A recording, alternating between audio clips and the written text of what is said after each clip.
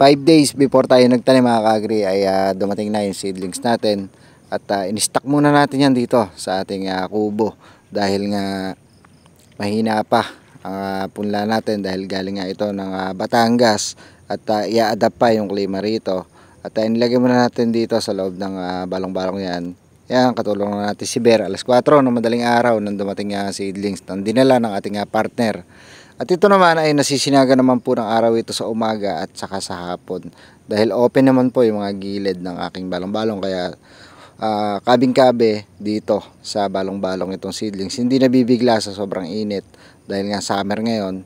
At maganda yung seedlings na dinala ng ating partner. Ito ay medium na oversize. At yan, didiligan namin at magtatanim na kailangan na diligan natin bago tayo magtanim dahil nga lalo-lalo na summer ngayon at para may laban sa init. Araw na nga ng pagtatanim natin ngayong araw ay naghahakot na tayo ng mga seedlings para ilagay doon sa mga linya nila at tapat-tapat sa mga butas na ginawa ng ating partner na si Jim. Katulong natin si Bear na naghahakot ng seedlings. Itong seedlings natin, XL size po ang taas na to pero medium ang ating seedling bag. Yan po ay oversize at syempre pinili natin yan para yan ay itanim natin yung mga oversized na medium. Ang ano dito mga ka-agri, kaya hindi po XL ang tawag dito, oversized lang kasi mga ka-agri medium size lang yung ating seedling bag pero oversized ito dahil tumangkad na nga, kasing tangkad na siya ng XL.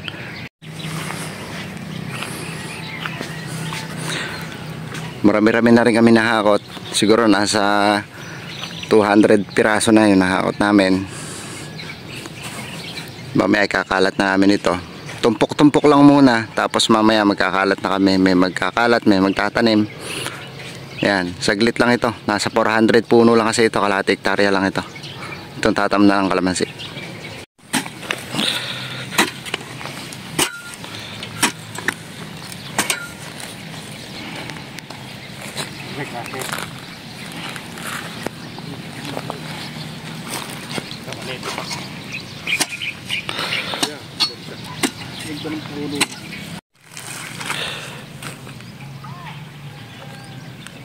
Tapos pala yung kapal, nag-asa ka ng libil.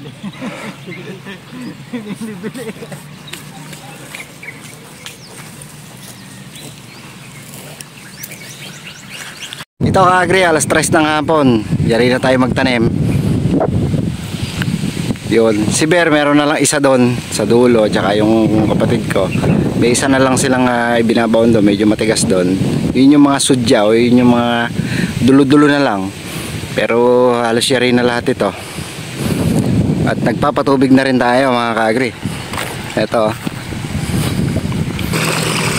Pinatutubigan na rin natin. Ang maganda dito sa row na ginawa natin, pagkari magtanim, nasa gitna ng daan tubig yung kalamansi, diretso patubig na tayo. Yan ang maganda dyan. Kaya ganito yung setup na ginawa namin kasi yung lupa dito kung mapapansin nyo mataas doon papatagilid. Kaya iba-iba rin yung mga land preparation, depende sa latag ng lupa. Iba ito doon sa farm 1, doon sa kalamansi ko matatanda, iba ito yung land prep na to. Yung kasi malalapad ang daan tubig nun, nasa 0.5 meters yung kabilang gilid, 0.5 meters din yung kabilang gilid, malapad yung daan tubig nun. Pero ito mga ka-agri, pag lumaki na ito, maglalagay pa tayo dito ng daan tubig dito yan sa gitna. Dahil iba nga ang land preparation ng mga ganitong mga tagilid ng lupa. Ganito ang the best sa mga tagilid ng lupa. Hindi natin pwedeng laparan to. Kapag nilaparan din natin to, maiipon lang din dito sa mababang parte yung tubig. Useless din yung malapad na ginawa natin.